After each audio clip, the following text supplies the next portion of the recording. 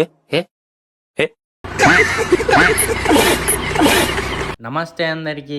ఎన్ని మళ్ళీ వచ్చిన అనుకుంటున్నారా? ఇంకో కాన్సెప్ట్తో వచ్చిన. మళ్ళీ కొత్త కాన్సెప్టా?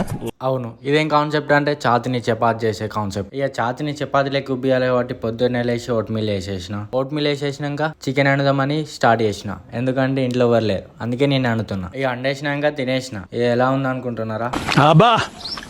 సూపర్. నేను వండిన చికెన్ తింటే ఇలా అనాల్సిందే, అట్లుంటది మరి. ఈ ఈవినింగ్ కాగానే జిమ్ టైం అయింది, ప్రీ వర్కౌట్ లా ఐస్ క్రీమ్ తినేసిన అని అనుకోకండి. షుగర్ తినద్దు, sugar is injurious to health.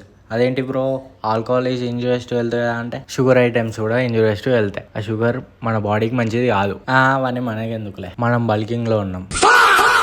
ఇక అది పక్క పెట్టేసి మనం వర్కౌట్లోకి వెళ్దాం. మనం ఇలా ఉన్న చపాతీని ఇలా వేయాలి, కాదు ఛాతిని. ఇక అట్లా వేయాలని ఇంక్లైన్ కొట్టేసి, ఫ్లాట్ కొట్టేసి, అప్పర్ చెస్ట్ కి ఫ్లైస్ కొట్టేసి, లోయర్ చెస్ట్ కూడా ఫ్లైస్ కొట్టేసి వర్కౌట్ అయితే ఎండ్ చేసేసిన. అదేంది బ్రో 4 వేరియేషన్లోనే అయిపోయింది అనుకున్నారా? కొట్టచ్చు, ఇంకా ఓడితే ఏమవుతుంది అంటే నీ ఛాతి ఇట్లా చపాతీ లెక్క మాడిపోతుంది. సో అట్లా కావద్దంటే మనకు కావాల్సినంతనే ట్రైన్ చేయాలి. ఛాతి అయితే చపాతీ లెక్క మంచిగా ఉబ్బింది.